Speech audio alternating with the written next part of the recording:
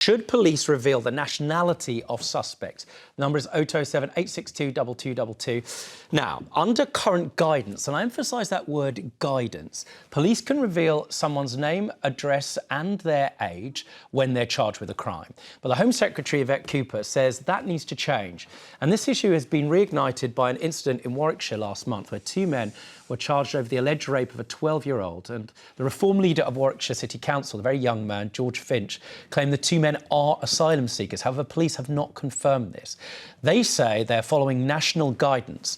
And we can discuss this particular case as it's... We can't, discuss this case, obviously, because it's ongoing. We don't want to interfere with the integrity of the trial. But the broader principle is a big one for everyone to discuss. Should police start disclosing a suspect's nationality, ethnicity, or even their immigration status? Former police officer Leroy Logan joins us now. Now, Leroy, I'm going to go to you first. I have to say, as a lawyer, right, somebody prosecuted and defended in cases, I was very surprised myself to discover this morning that there's no legislation, there's no parliamentary rules that govern how this is done. It is all down to the subjective view of the police, yes, whether or not they release this information, which is very, very difficult on the police service. Yeah, it puts the pressure on the, especially senior investigating officers, because they have to, he or she has to make some strong decisions around how the case is conducted, if it's in the public interest. Right. You don't want to put any risks to compromise the case. You want to make sure it comes to the right conclusion. Well, let's get to the meat and veg, though, Leroy.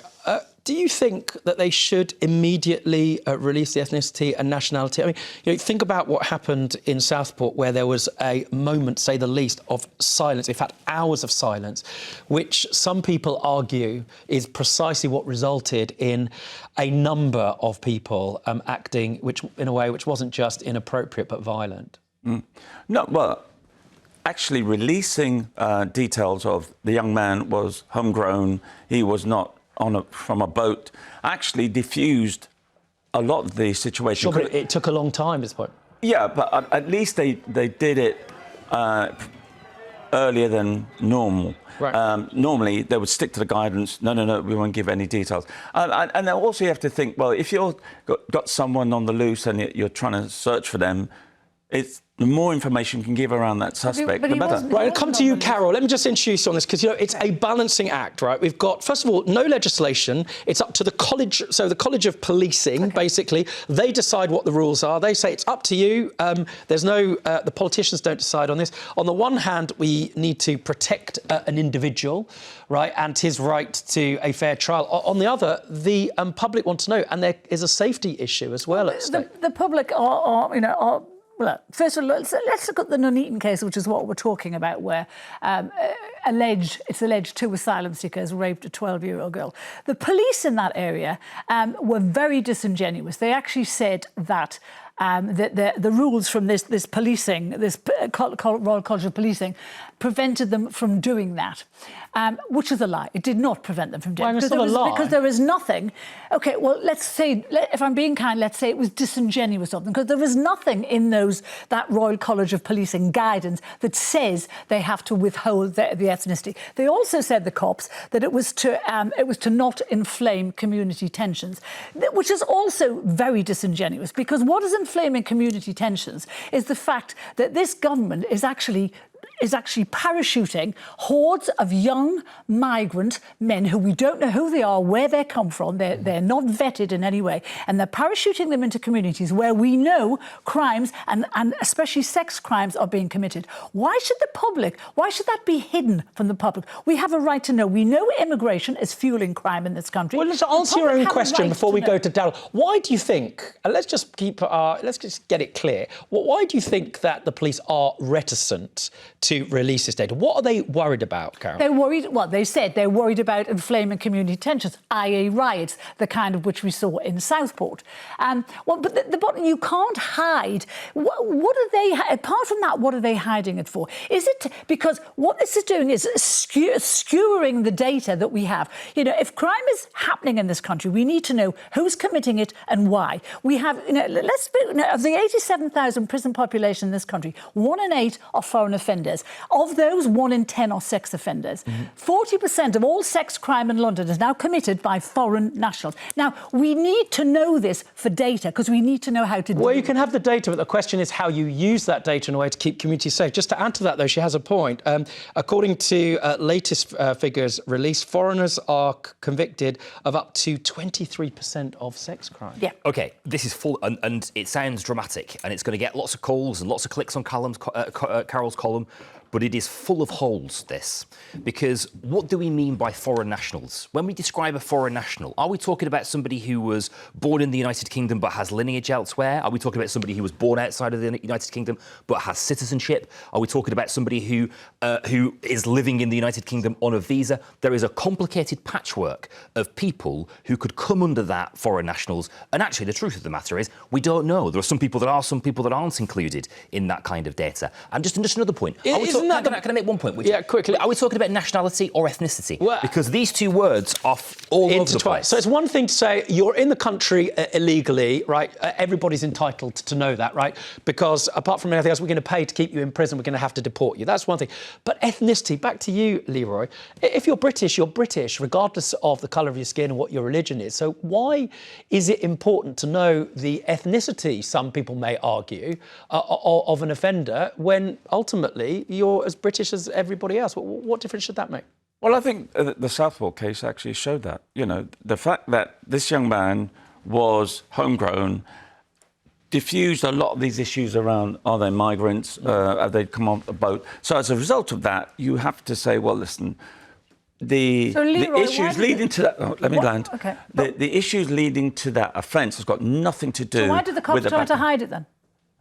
Well, I mean, they did. I can't think what the officers have in mind. But I would, talking personally, I would think of the public interest more than what they seem to consider. You don't think it's in the public interest? I am saying that it's in the public interest. I would think more of the public interest because people need to know, because it is an issue and it can create a critical incident in itself by hiding those facts. Well, the question is, we're going to be asking more about this, talking about it after the break, taking your calls on whether police should reveal a suspect's nationality and or their ethnicity, right?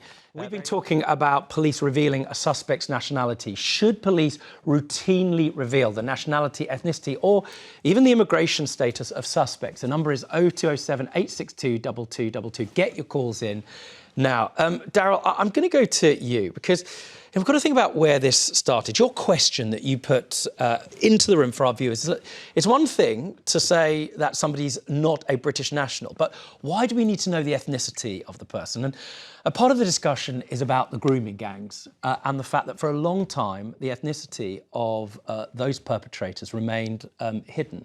And there was a reason and a lot of criticism in the ensuing report that happened after that case. What's your view about this? Well, I think it's obviously extremely delicate, isn't it? And if you are to release, if you know, say for example, a crime like that, if somebody is suspected of a crime like that, and their nationality is released, presumably in an instance like that, we would hear that a group of British nationals have been arrested on suspicion of blah blah blah blah, and I'm not sure what that satisfies.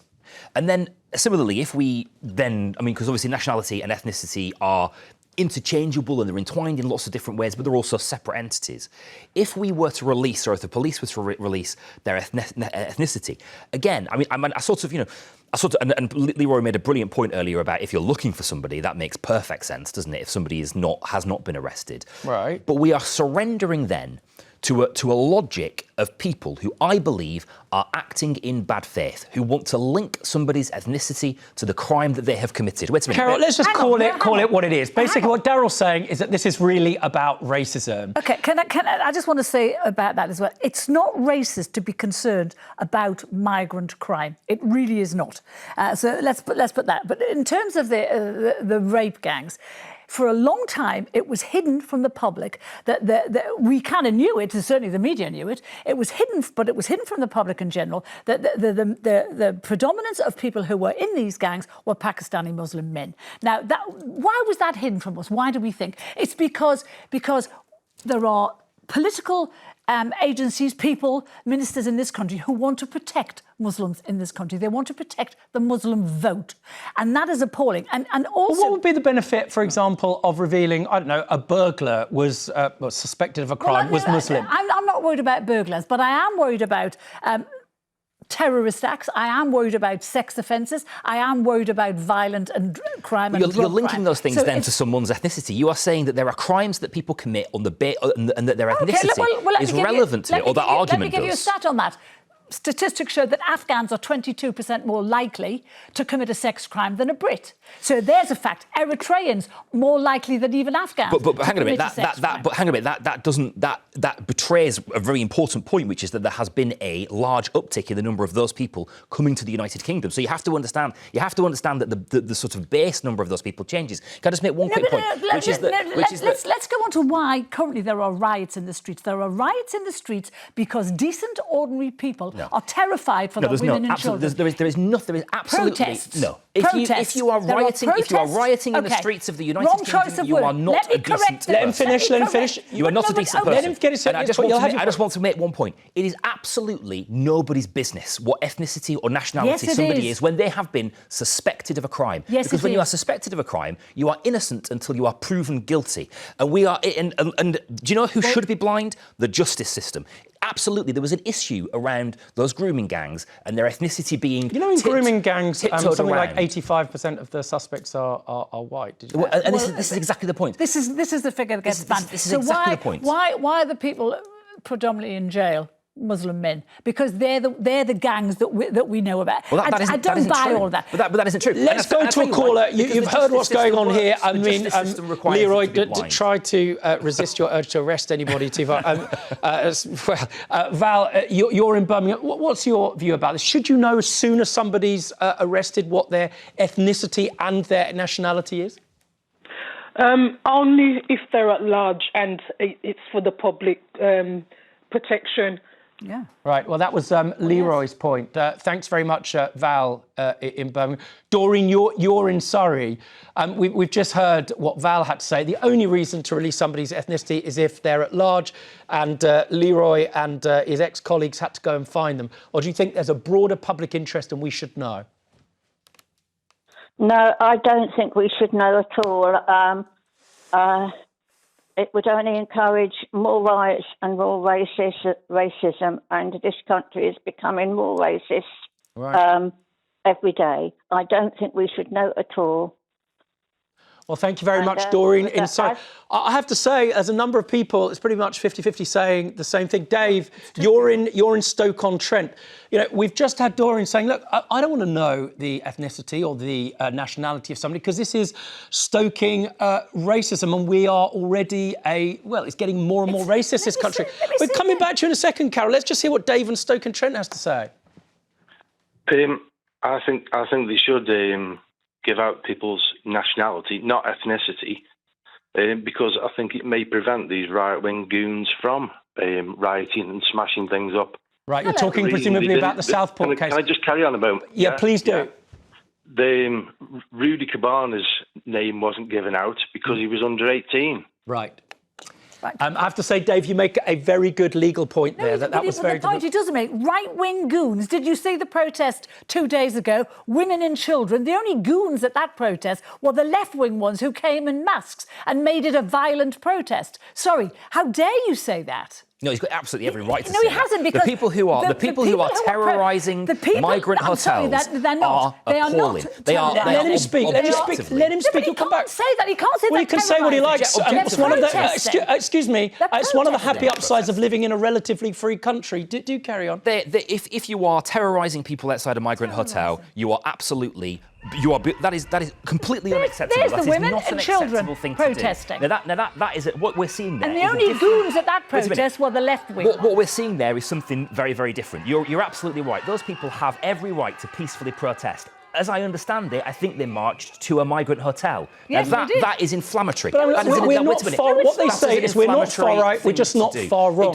It doesn't matter where you are on the political spectrum, Rob. It's about what is and isn't decent. It's about what is and isn't right, and it's about the law being blind. You've had Let Carole come back. No, there's the protests in Epping. That was parents. That was worried parents about a group of migrant men being bussed into their community and plonked in there when a 12-year-old girl had been sexually abused. They were violent protesters. The people who were bussed in were the violent protesters. Alleged, that was- So it's interesting how one kind of protest suits you, whereas another kind doesn't.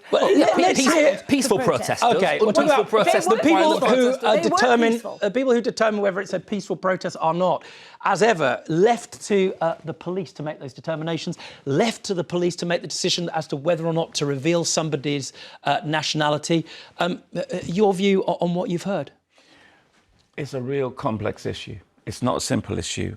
As I said before, we have to really go by what the public interest is, and to reassure people that then there's accountability and transparency. One of the issues that I think is officers are very reticent to be labelled as racist, you know, as far back as Macpherson Inquiry, etc. But they really need to understand where the data and the evidence suggests there is a theme, a trend. They should be able to state that instead of in fear of being labelled racist. And I think a lot of it is fear that officers still go through. A question, do you think the public deserve honesty and transparency? Absolutely. It's that Well, accountability and that's not what transparency. they've had, Leroy. That's not what they've had. Oh, yeah, and I think it's because they're not sure of what is... They're between a rock and a hard place. They're not too sure exactly what they should say. And even at the chief officer status, they... You know, I'm still involved in the issues around racism and sexism and misogyny. Right. And some of the things they come up with, I think to myself, you are not clear on your powers and what you should put out there to the public. Perhaps one area of agreement before we go to the break, which is how we started this conversation, and I'm not sure whether you all agree. The question is, this shouldn't surely be left up to the police to decide. This should be for Parliament to have clear legislation about what happens, because otherwise the politicians get to blame police officers rather than where the buck stops, which is with them. Do you agree with that? Yeah, Very quickly. The government has said today that there should be transparency and the ethnicity should be revealed. Both Keir Starmer and... So there might be legislation. And by the way, I think they're wrong to do so, because I think if you release detail of a suspect's ethnicity or nationality, it is presumed relevant to the charge. And the only thing that is relevant, the only thing that should be presumed, is innocence until you are proven guilty of something. Innocence till proven guilty. Thank you all for all of your calls on this. We've had, the telephone line literally exploding. And thank you very much for Superintendent Leroy for joining us.